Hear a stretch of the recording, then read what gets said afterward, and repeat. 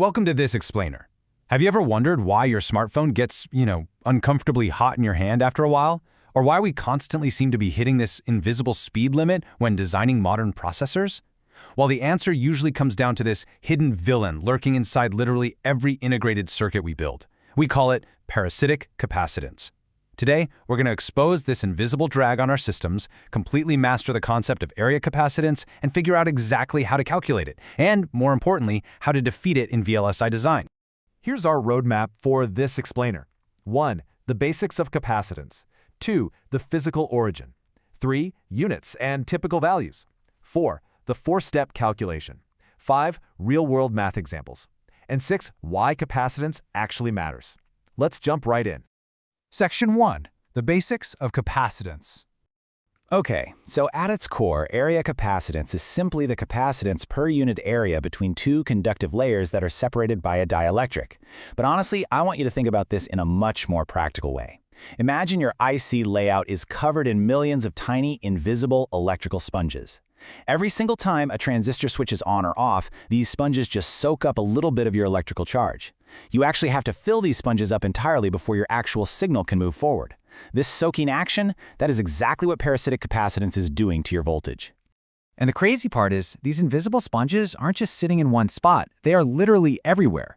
Every single routing interconnect, every transistor gate, and every diffusion region introduces this parasitic drag. It's just an unavoidable physical reality of laying down conductive materials right next to each other. And it directly dictates the big three metrics of VLSI: your chip speed, your overall power consumption, and your signal integrity. Section 2. The physical origin. It's actually kind of fascinating how perfectly classic physics maps over to modern chip architecture. The good old parallel plate capacitor model completely underpins MOS capacitance. Inside a standard MOS structure, your metal gate is acting as the top plate, the silicon channel acts as the bottom plate, and trapped right there between them is the gate oxide, usually silicon dioxide, acting as the dielectric. Which brings us to this absolutely vital relationship. Gate oxide capacitance, or COX, equals the permittivity of the oxide divided by its thickness. Just think about that denominator for a second. When process engineers shrink that oxide thickness down to atomic scales, the capacitance density shoots way up. Now, this higher density is actually what allows the transistor channel to form faster, which gives you faster transistor switching. But, as we're going to see in a minute, that dense capacitance also brings some immense challenges when you're trying to route signals between those super fast transistors. Section 3. Units and typical values. So if we look at the standard units of capacitance, you're going to see a massive drop in scale. I mean, the base SI unit is the farad, right? But a whole farad is absolutely gigantic.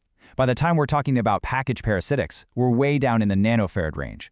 Long interconnects, we're measuring those in picofarads. But VLSI design, like the gates and local wires we're focusing on today, lives all the way at the very bottom of the barrel, in femtofarads. If you don't master unit conversion at this tiny scale, your timing analysis is going to be completely off. 10 to the power of negative 15. I really want to emphasize just how staggering that number is. 1 femtofarad is literally 1 quadrillionth of a farad. That is the exact microscopic scale of the sponge we're dealing with when we calculate local wire caps and gate inputs. To give you a baseline, let's consider some typical area capacitance values for a legacy 0.8 micrometer CMOS process. You'll notice there's a lot of variation depending on the layers. For example, a poly to substrate capacitance might sit around 80 attofarads per square micrometer. Middle one to substrate is a bit lower, around 30. But diffusion to substrate, that's usually the highest, sitting at around 100 attofarads per square micrometer.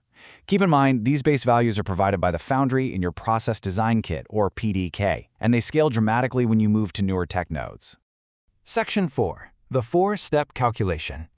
All right, here is the foolproof four-step methodology you should be using for every single parasitic calculation in your layout. Ready? First, identify the two overlapping conductive layers. Second, measure the overlapping area. Third, look up the specific area capacitance value for those two layers in your PDK. And fourth, compute the final capacitance. It really is that straightforward. So the anchor for all of this is a super simple formula. Total capacitance equals area multiplied by the area capacitance constant. The absolute secret to getting this right every single time is strict unit consistency. Always, always express your layout area in square micrometers. That way, if your constant is in femtofarads per square micrometer, your micrometers just cancel out perfectly, and boom, your result is cleanly delivered in femtofarads. Section 5. Real-world math examples. Let's actually crunch some numbers and set up our first scenario right on the silicon surface. Let's say we have a polysilicon gate measuring 2 micrometers wide by 0.5 micrometers in length.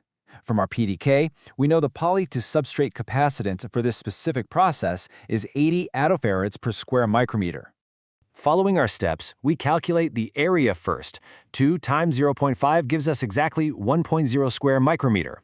Next, we compute. 1.0 multiplied by our lookup value of 80 attofarads gives us a total capacitance of 80 attofarads. We then convert that up to our standard VLSI working unit by dividing by 1,000, which gives us 0.08 femtofarads. Now sure, 0.08 femtofarads sounds incredibly tiny, but this specific gate capacitance is exactly what determines your transistor's absolute maximum switching speed. Now let's see what happens when we leave the transistor and travel across the chip. For our second example, we have a metal 1 interconnect line that's 50 micrometers long and 0.5 micrometers wide. Our PDK tells us the metal-to-substrate capacitance here is a bit lower, at 30 attofarads per square micrometer. First, we find the area. 50 times 0.5 is 25 square micrometers. We multiply that area by our 30 attofarads constant, which gives us 750 attofarads. Converting that gives us 0.75 femtofarads.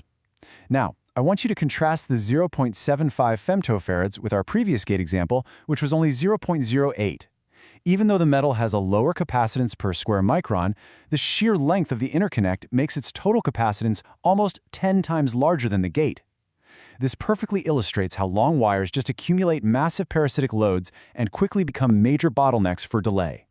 Section 6. Why capacitance matters. So, what does this all mean and why does it matter? Well, it matters because of these massive macro impacts. First up, propagation delay. Delay is roughly resistance times capacitance. Higher C literally limits your maximum clock frequency. Second, dynamic power.